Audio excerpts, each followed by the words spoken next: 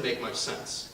But to go further on that, he was also telling us in this argument that he was making that don't necessarily believe that someone else is in any worse of a situation than you are.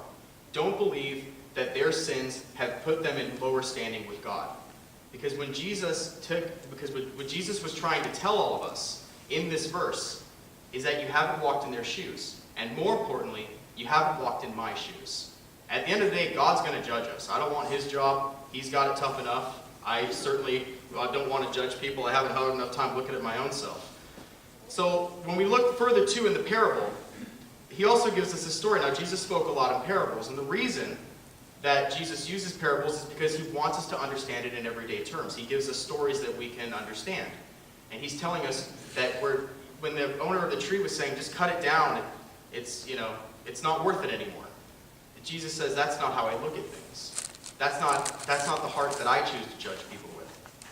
So I also want to look at another couple biblical examples. So please turn with me to Job 38, where the same argument I believe is being made. Job chapter 38.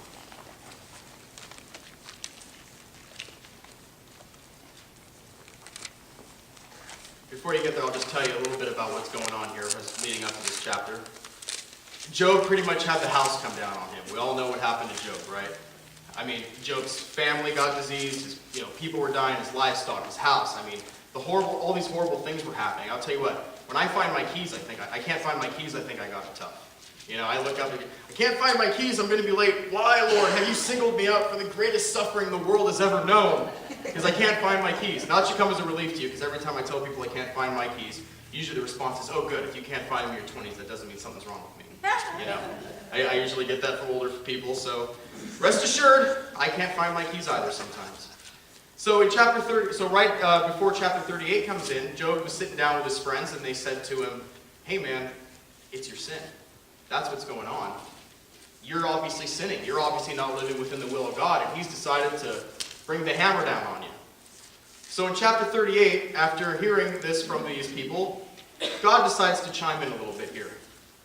The Lord answered Job out of the storm. He said, who is this that darkens my counsel with words without knowledge? Brace yourself like a man. I will question you, and you shall answer me. Where were you when I laid the earth's foundation? Tell me if you understand. Who marked off its dimensions? Surely you know. Who stretched a measuring line across it? It goes on like this for another chapter or two. What's God saying here? Tell me all about what you were doing when I created everything. Please, since you know so much. So when these people are trying to say, this is what God's thinking, this is how God's looking at it, God looks down and says, wait a second. What makes you the big expert? I'm God. I created the heavens and the earth. I parted the seas. I created the mountains, not you. I created man. I created its thought process. If you don't know, shut your mouth. That's basically what he's saying here. And in the most equivocal terms I can put it. He's basically saying, if you haven't walked in his shoes, you don't know anything about it.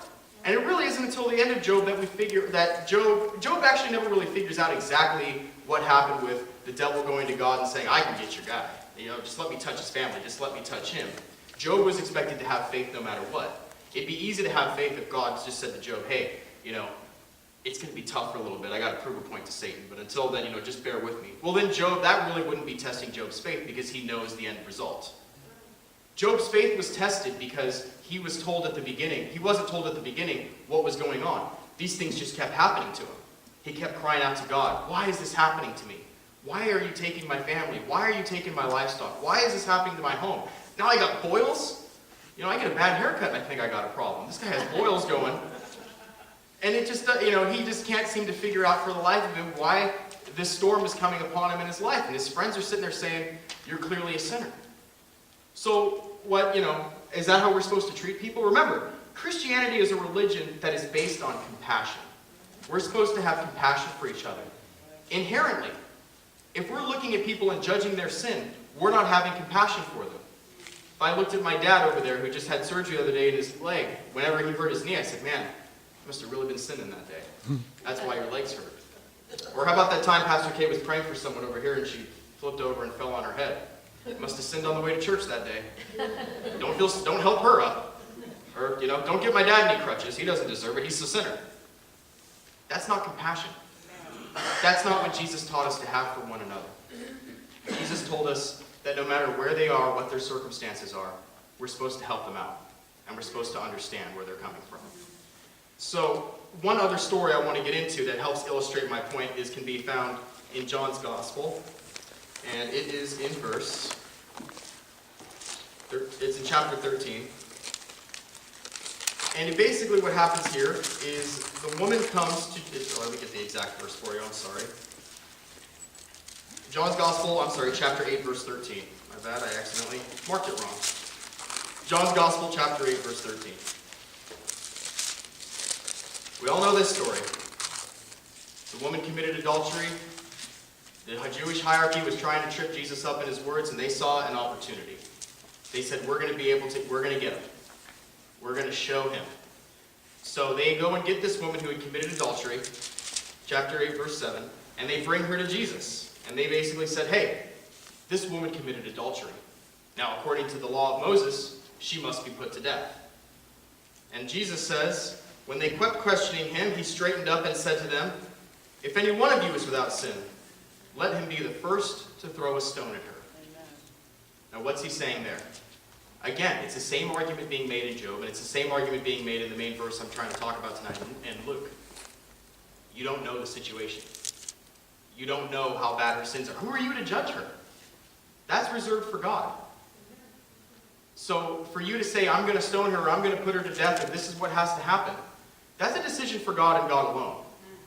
Okay, and then if you go further in that verse, Jesus straightened up and looks at the woman and says, where are they? Has anyone condemned you? And in verse 11, she says, no, sir. And then he says, then neither do I condemn you. Go now and take leave of your life of sin. So you can connect this. If we look back to Luke, we can connect the message in the first 5 verses, and then when Jesus responds to her, we can connect the parable. The parable said, you give people another chance. The parable said, don't cut down the tree because it's not bearing fruit right away. It might bear fruit down the road. It might get another chance. Well, when Jesus says, I don't condemn you, go now and leave your life of sin, that's where the parable comes in verses 6 through 9 in Luke 13. So you have the verse and the parable. He gives the woman another chance. He says, go leave your life of sin. And again, it's implied there. These chances aren't endless. You're going to die. We're all going to die someday. We're all going to have to stand before him. And you can't look at God and say, oh, now I see it's you. Yeah, I'm good. Right? We're good? It doesn't work that way. You're running a race in this life. You get this chance. Jesus will take you back as many times as you need to come back to him. But when the clock runs out, and you never know when it will, you're going to have to stand before him and give an account as to whether or not you were able to accept him in this life. It's Christ who sits on the judgment seat. I wouldn't want his job, and I wouldn't want anyone but him to have it. If all the people in my life who judged me were sitting there on the great throne of judgment, I'd have, let's just say, a life of separation from God is where I'd be next time around. But because Christ sits on the judgment seat, I know that I can go there with all the mistakes I made, and he's going to say, come on in because you knew me, and I knew you, in spite of the mistakes you made. I can't go up there on Judgment Day and say, well, look, I know I made a mistake, but, Timothy McVeigh over there, he blew up the Oklahoma City building. So, obviously you got to let me in. I'm not as bad as that guy. Well, you don't know what's on that person's heart. You don't know if somebody else accepted Jesus. You can't just compare your situation to them. Or maybe somebody who didn't know Jesus made a lot more mistakes in life than you did.